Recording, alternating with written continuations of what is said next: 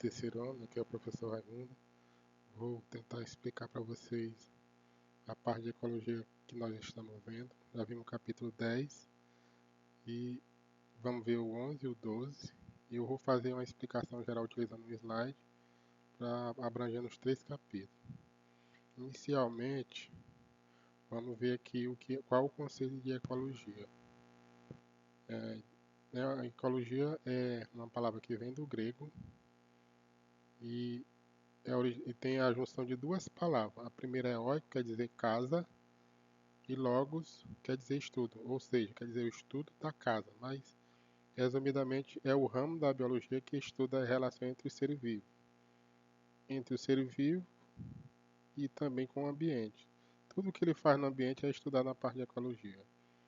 E em termos mais abrangentes, a ecologia hoje é um termo muito utilizado nas mídias, está relacionado com a ação do homem, com o que ele faz com a natureza.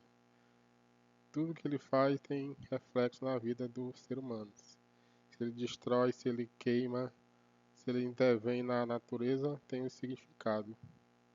Como estamos vendo atualmente, as doenças, as queimadas, a chuva demais, tempestade, tsunami, tudo isso é resultado da atividade do homem.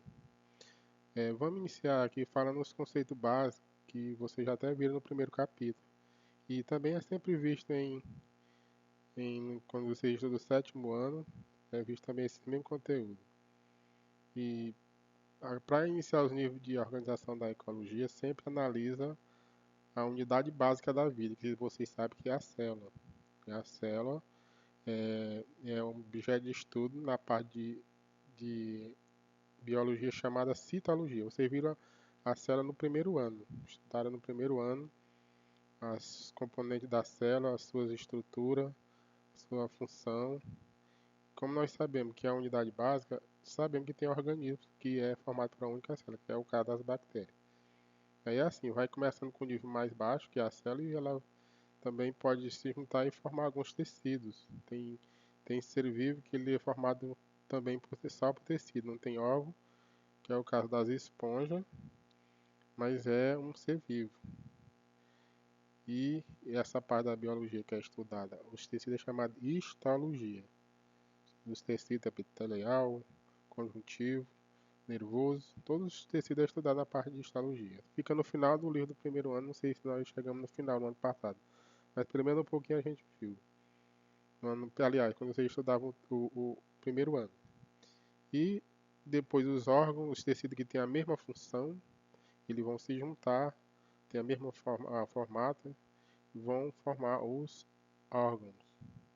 Nós sabemos que os órgãos, por exemplo, nós temos vários órgãos, coração, pulmão, entre vários. E essa parte é estudada pela anatomia. E aí quando forma um indivíduo, no caso seres vivos, mais evoluído, no caso o homem, os animais, aí ele vai analisar as suas relações com o ambiente. Aí vários indivíduos de uma mesma espécie, um indivíduo que é um indivíduo, são seres da mesma espécie que pode cruzar e gerar descendentes férteis. Ele forma uma espécie. Aí a partir dali ele vai se juntar vários indivíduos daquele mesmo grupo e formar uma população. É o caso dos seres humanos. E depois de formar essa população de seres humanos, população de árvores, de insetos, aí vão se juntar em uma determinada área e vão formar as comunidades. Aí comunidade de seres humanos, de plantas, de cupins, todo ser que está naquela região é estudado. Aí vem uma abrangência maior que é o ecossistema. O ecossistema ele vai analisar os fatores abióticos e bióticos, ou seja, analisa a parte que é viva e a que não é viva. Por exemplo, a água, temperatura e também o ser vivo que está naquele local. E é estudado é chamado de ecossistema. E o ecossistema está numa área maior, que vai desde a superfície até onde tem oxigênio que possa algum ser vivo ser encontrado, como os pássaros que voam em altas altitudes. E depois disso aqui a gente vai ver Outros conceitos fundamentais. E também estava lá no primeiro capítulo, por exemplo, habitat. É um termo fácil de identificar. É, é o local onde uma espécie vive. Aqui no slide ele colocou o exemplo da zebra, que vive na savana, o elefante, a hiena, e é o endereço dele aqui, é o local onde ele vive, na savana, é o habitat dele. Agora tem outro termo chamado nicho ecológico, e às vezes é confundido com habitat e nicho ecológico. O nicho ecológico são os hábitos de uma espécie em determinado local. Como é que ele vive nesse local? Se ele caça à noite, se é de dia, a hora que ele se alimenta, quando dorme, se ele é predador, se não é. Então é um nicho ecológico. É como se analisasse a profissão dele. Vamos continuar aqui com mais conceitos. Vamos ver aqui a cadeia alimentar. A cadeia alimentar, como vocês sabem, a gente só está revendo que uma cadeia alimentar sempre tem que começar por um produtor. Aqui nesse slide foi colocado uma cadeia alimentar aquática. E os produtores são que realizam fotossíntese. Não tem como começar uma cadeia alimentar se não ser pelo um produtor. Aí vamos lá. Aí no caso aqui de uma cadeia alimentar aquática. Quais são os produtores da cadeia aquática? São as algas. As algas elas são micro-organismos que, através da luz que penetra na água, ela realiza fotossíntese igualmente às plantas. Aí é por isso que ela é chamada de produtor. Ela é chamada de produtor por isso, porque ela sintetiza seu próprio alimento. Aí ela vai haver um ciclo. Vai haver os consumidores que se alimentam dessas algas, que são chamados consumidor. O primeiro que come as algas são chamados consumidor primário. Aí vem os peixes maiores, fitoplânctons, e os fitoplânctons vai servir de alimento para os peixinhos maiores e uma sequência. Aí vai para o primário, secundário, pode chegar até quaternário. Nesse caso aqui, que é o tubarão. Ele é o quarto consumidor na cadeia alimentar. Primeiro são as microáguas, tem os fitoplânctons, tem os peixinhos menores, tem os maiores, e ele come os peixes maiores do que está na cadeia alimentar. E se for lembrar na cadeia alimentar também na terra, quem é que vai ser o produtor? No caso vai ser as plantas, porque ela realiza fotossíntese e vão produzir o alimento. Aí a partir dali todos os organismos dependem dela. Só lembrando aqui que no caso aqui da cadeia alimentar, tem que analisar a fotossíntese, que a fotossíntese é um fenômeno que é meio complexo, que acontece só na luz do sol. Sem a luz do sol não tem como haver fotossíntese. Ela é a fonte de energias.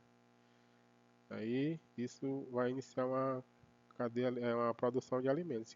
Se de repente o sol parasse de emitir luz para a Terra, não ia haver fotossíntese. As plantas não iam realizar fotossíntese, consequentemente ia acabar o alimento de todo o ser da Terra. Aí depois vamos ver aqui quando vários organismos se interlaçam nas cadeias alimentares. Aí forma a chamada de T alimentar, que vários organismos podem se alimentar de um ou de outro ser vivo. Mas sempre lembrando que começa sempre pelo um produtor. Por exemplo, aqui, no caso aqui, o milho, nesse slide aqui, ele é um produtor, ele serve de alimento para capivara. Aí a capivara vai servir de alimento para outro animal maior, que pode ser um gavião, uma cobra. E aí vai misturar essas cadeias alimentares. Que a capivara tanto ela pode ser consumida pelo gavião como pela cobra. E juntando esses entrelaçamentos, eles vão formar a cadeia alimentar. Que um indivíduo ele pode ser consumidor primário em uma, ou pode ser consumidor secundário em outra. E vai depender do tipo de alimento que ele está se alimentando na situação. Aí é que eu acho que é alimentar. Aí depois a gente vai ver aqui as pirâmides ecológicas. São representações gráficas da transferência de energia nos níveis tróficos. Ele tem que ser representado, ela pode ser de número, de biomassa ou ecológica. Aí a gente vai ver cada uma delas. No caso aqui, a de números. Aqui nesse gráfico não está a quantidade, mas se fosse analisar aqui, por exemplo, a cadeia alimentar do capim, do gafanhoto, do pardal e da cobra. O capim serve de alimento para o gafanhoto, o gafanhoto serve de alimento para o pardal e o pardal vai servir de alimento para a cobra. Aí nós, para representar essa cadeia alimentar aqui, essa pirâmide alimentar, que é uma pirâmide direita, sempre ela começa, a quantidade maior é na parte inicial. Aqui no caso o capim, teríamos que dizer quantas toneladas ou quantos pés de capim vai servir de alimento para o gafanhoto, quantos gafanhotos vai ser possível para alimentar o pardal e quantos pardal vai ser possível para alimentar uma cobra num determinado período. É o mesmo caso aqui dessa outra pirâmide. Quantas vai servir de alimento para quantos cupim? Milhares de cupim.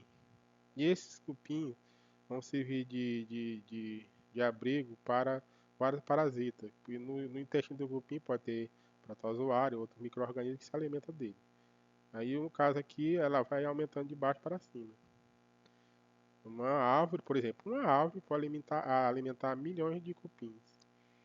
E milhões de cupim pode servir de abrigo para vários parasitas. Continuando aqui, vamos ver as pirâmides de biomassa. Ela é parecida com a outra. O que vai diferenciar é como é que se representa essas pirâmides de biomassa. Aqui tem que dar em peso, quilograma, tonelada. Por exemplo, aqui, no caso aqui do homem, a de alimentar quando o homem se alimenta da carne do boi. Quantas toneladas de alfafa vai servir para um determinado, vai precisar para alimentar um boi até ele estar no ponto de abate? Quantas toneladas? Ou seja, diz que 8 toneladas de alfafa vai ser vai alimentar um boi. E quantos quilos de carne ele vai produzir para um homem de 70 quilos durante um determinado período? E isso também pode acontecer aqui na quantidade na pirâmide inversa, que ela começa com uma quantidade menor e vai um determinado, uma quantidade de fitoplâncton, que são os organismos lá na água, 4 gramas por metro quadrado, vai servir de alimento para 20 gramas de metro quadrado de zooplânctons. São os animais que se alimentam de fitoplânctons, ou seja, das algas. Então essa aqui é a pirâmide de biomassa. Vamos ver a outra, pirâmide ecológica. Pirâmide ecológica, de energia, perdão, de energia. Nela que vai analisar a quilocaloria. Quantas calorias vai ser necessário para um determinado indivíduo obter a sua energia.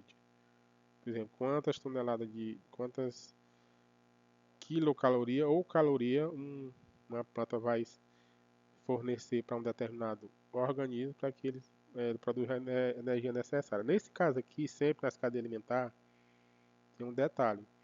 Uma determinada quantidade de alimento grande vai ser passado dela só 10% para o nível seguinte.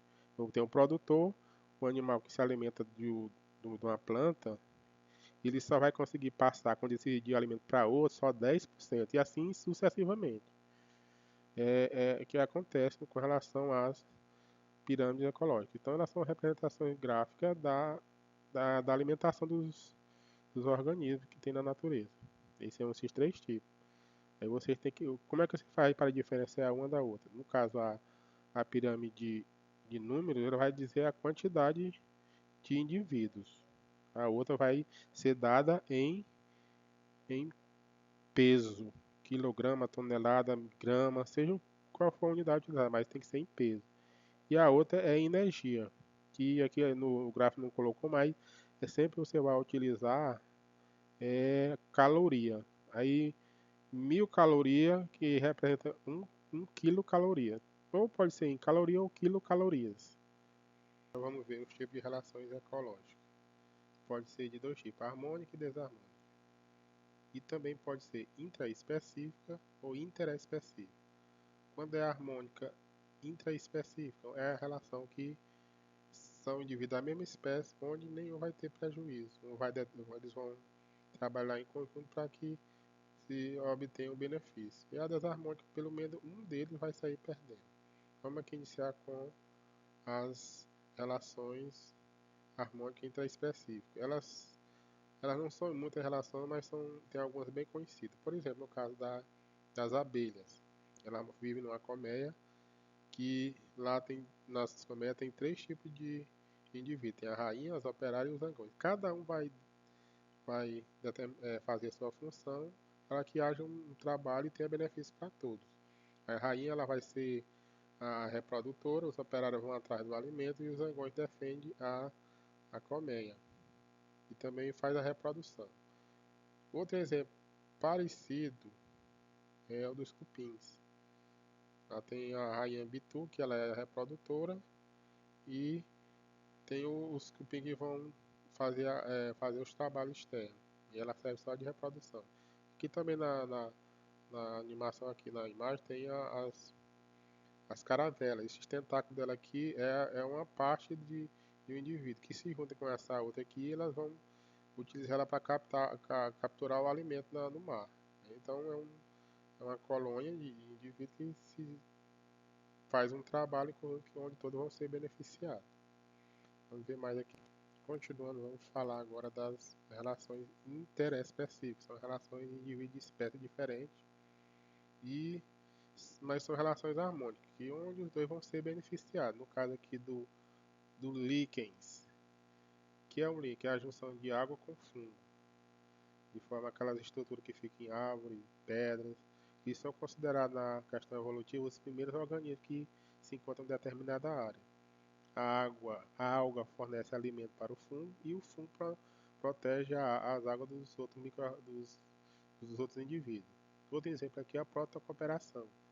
No caso aqui dos líquens, essa relação é chamada de simbiose. Um não consegue viver sem o outro. E a protocooperação é onde tem benefícios para os dois. No caso aqui do rinoceronte, ele tem vários insetos que parasitam ele. E em contrapartida, o bem-te-vi vai retirar esses insetos e vai trazer um benefício para ele, de fazer a limpeza e consequentemente, o bem-te-vi vai se alimentar. Vamos ver aqui outro.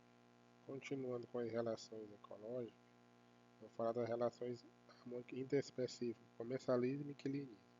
No caso aqui do comensalismo, temos como exemplo o tubarão e a rêmora. O tubarão ele não é beneficiado, mas também não é prejudicado. Aí no caso a rêmora, ela se aloja nele, quando ele encontra uma presa e devora, ele se aproveita o resto dos alimentos. Ou seja, o tubarão não é prejudicado no caso, mas aí no caso o beneficiário é a rêmora. Outro exemplo é entre o pepino do mar e o fierastro, que é um peixe. O pepino do mar ele fica no fundo do mar apregado e ele tem uma fenda. E esse peixe vai se alojar dentro dele, como se fosse uma casa. Quando vem os predadores, ele se esconde nele. Mas ele não prejudica o pepino do mar. Então ele está sendo beneficiado. E é um exemplo de relações harmônicas interespecíficas. Continuando. Então, dando continuidade às relações harmônicas, temos mais 2 tipos de relações harmônicas interespecíficas, ou seja, entre espécies diferentes. Um exemplo aqui é o epifitismo e a foresia. O epifitismo é quando uma planta ela fica alojada em outra planta, mas não a prejudica. É o caso das orquídeas. Ela não retira alimento das orquídeas. Ela se alimenta do resto da água e dos fatores que estão no ar. E o outro exemplo aqui, a foresia, é, por exemplo, as cracas e o siri. A craca vai ser carregada pelo siri mas ela não prejudica ao siri. Ela vai levar ela no corpo, mas não vai prejudicar. Agora a gente vai continuar, agora iniciando com as relações desarmônicas. A primeira que tem aqui é o canibalismo. Você já sabe qual é o significado dessa palavra, canibalismo. É quando a espécie, quando o indivíduo da mesma espécie come, come outro indivíduo da mesma espécie. Por exemplo, quando o homem come carne de ser humano. Aí ele é considerado canibalismo. Inclusive na Austrália ainda tem algumas tribos que faz esse tipo de alimentação. Se chegar um estranho lá, eles vai servir de alimento. Aí geralmente isso acontece também por falta de alimento, deficiência de alimento. Os indivíduos não encontram alimento ou também por questão reprodutiva, sempre acontece. No caso, por exemplo, do porco, do coelho, geralmente quando a fêmea tem os filhotes, ela fica agoniada e termina comendo os filhotes na hora do parto. Quando passa, elas não faz isso. E em vários animais acontece isso, também por falta de alimento ou questão de espaço sexual. Quando o macho ele se sente ameaçado pelos filhotes que chega, eles terminam comendo. No caso de porco, de cobras, coelhos, às vezes até a galinha também acontece. Vamos ver. Dando continuidade a mais dois tipos de relações desarmônicas interespecíficas, que acontecem entre espécies diferentes, temos o predatismo e o parasitismo. O predatismo sempre vai ter um predador e uma presa.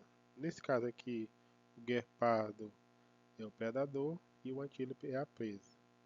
No caso do parasitismo, sempre vai ter um parasita e um hospedeiro. No caso aqui da lombriga, ela é a parasita, como ela atinge o ser humano vai ser o hospedeiro. E tem aqui o carrapato também que atinge o ser humano e entre outros seres vivos. Aí aqui ele está diferenciando quando é interno, quando é externo. Quando é interno é endoparasita, quando é externo é ectoparasita, no caso é o carrapato. Vamos ver.